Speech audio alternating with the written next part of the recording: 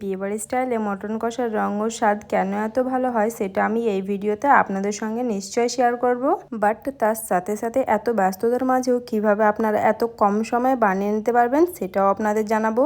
আর আজকে আমাদের রেসিপি বিয়েবাড়ি স্টাইলে মাটন কষা। তাহলে এই বিয়েবাড়ি স্টাইলে মাটন খুব তাড়াতাড়ি বানানোর জন্য আমি এখানে একটা প্রেসার কুকার নিয়ে নিয়েছি। তাতে দিয়ে দিচ্ছি 1 কিলো মাটন।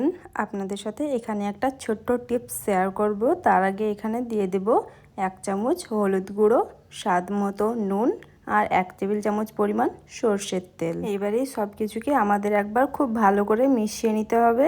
দেখতেই পাচ্ছেন এখানে খুব ভালো করে হলুদ আর নুনটা মাখানো হয়ে গেছে। আর টিপসটা হলো এখানে বয়ল করার জন্য কোনো রকম জল ব্যবহার করতে হবে না। শুধু প্রেসার কুকারের ঢাকনাটাকে বন্ধ করে দিয়ে গ্যাসের ফ্লেম একদম লোতে রেখে 3টে থেকে 4টে সিটি আপনাদের এখানে দিয়ে নিতে হবে। আর মাটনটা যতক্ষণ কুক হচ্ছে তার গ্রেভিটা বানানোর জন্য আমি এখানে একটা কড়াইতে নিয়ে নিয়েছি সর্ষের তেল।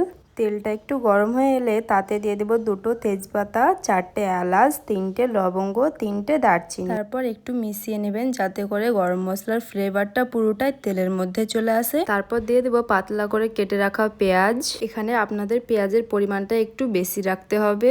আর এই পেঁয়াজটা আপনাদের গ্যাসের ফ্লেমটা হাই করে ততক্ষণ ভাজতে হবে যতক্ষণ না এর কালারটা ব্রাউন হয়ে আসে। প্রসেসটা আর একটু ফাস্ট করার জন্য আমি এখানে দিয়ে দিচ্ছি পরিমাণ মতো নুন। 3 থেকে 4 মিনিট ভাজলে দেখবেন পেঁয়াজটা এরকম ব্রাউন হয়ে গেছে। খুব বেশি এখানে লাল করে ভাজার দরকার নেই। যখনই দেখবেন এরকম কালার চলে এসছে তখনই এখানে দিয়ে দিতে হবে 1 চা চামচ হলুদ গুঁড়ো, সাথে দিয়ে দেব কাশ্মীরি লাল লঙ্কার গুঁড়ো, 1 চা চামচ জিরে গুঁড়ো, 1 চা চামচ ধনে গুঁড়ো। আচ্ছা, এখানে একটা জিনিস আপনারা মাথায় রাখবেন, আমরা যেহেতু মাটনটা প্রেসার কুকারে করছি তাই আমরা মশলা দেওয়ার পরে আদা রসুনটা দেব, তা না হলে কিন্তু এর স্বাদটা একেবারেই আসবে না।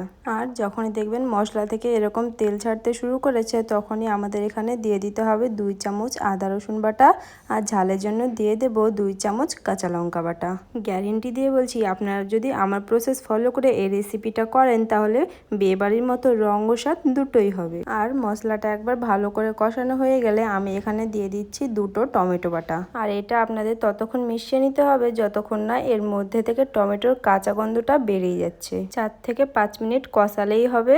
আর এতক্ষণে ওপাশে আমাদের মাটনটাও হয়ে গেছে। দেখুন জল ছাড়া করে নেওয়ার পরে কতটা জল ছেড়েছে। আবারও বলছি, গ্যাসের ফ্লেমটা আপনাদের কিন্তু একদম লোতে রাখতে হবে। আর যখনই দেখবেন এপাশে টমেটোটা থেকে একদম জলটা ছেড়ে দিয়েছে তখন এখানে দিয়ে দিতে হবে 2 চামচ টক দই। তারপর একবার ভালো করে মিশিয়ে নিয়ে যখনই দেখবেন এর মধ্যে থেকে তেল ছাড়তে শুরু করেছে ঠিক সেই সময় আমাদের এখানে দিয়ে দিতে হবে বয়েল করা মাটনগুলো। যেহেতু মাটনটাকে আমরা একদম প্লেন বয়েল করেছিলাম তাই আরও 4 থেকে 5 মিনিট মশলার সঙ্গে মাটনটাকে খুব ভালো করে কষিয়ে নেব। আর নুনটা এই সময় আপনারা অবশ্যই চেক করে নেবেন। নুনটা দেওয়ার পরে একবার ভালো করে মিশিয়ে নিয়ে ঢাকা দিয়ে আরও 3 থেকে 4 মিনিট কুক করে নিতে হবে যাতে এই পুরো মশলার ফ্লেভারটা মাটনের সঙ্গে খুব ভালো করে মিশে যায়। আর বিয়েবাড়ির মাটন দেখবেন ঠিক এতটাও কষা হয় না, সেই জন্য এখানে দিয়ে দিচ্ছি পরিমাণ মতো জল। আর জল দেওয়ার পরে গ্যাসের ফ্লেমটা হাই করে 3 থেকে 4 মিনিট কুক করলে কিন্তু আমাদের এই বিয়েবাড়ি স্টাইলের মটন কষা একদম রেডি। আর 3 থেকে 4 মিনিট পরে আমি আপনাদের ঢাকাটাও খুলে দেখাচ্ছি। দেখুন একদম পারফেক্ট বিয়েবাড়ি স্টাইলের মাটন কষা। তাহলে দেখতেই পেলেন খুবই কম সময়ে ইজিলি আপনারা বাড়িতে বানিয়ে নিতে পারবেন। একদম ঘরোয়া উপকরণ, আশা করি আপনাদের কোনো রকম অসুবিধা হবে না।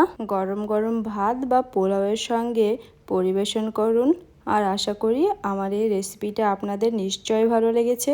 আর ভালো লাগলে প্রতিবারের মতো আমাকে কমেন্টে জানাতে ভুলবেন না। আর এরকম আরও নতুন নতুন ভিডিও পেতে আমার এই চ্যানেলটিতে লাইক, কমেন্ট, শেয়ার করে পাশে থাকবেন। আবার আসবো নতুন একটা ভিডিওতে নতুন রেসিপি নিয়ে। ভালো থাকবেন, সুস্থ থাকবেন।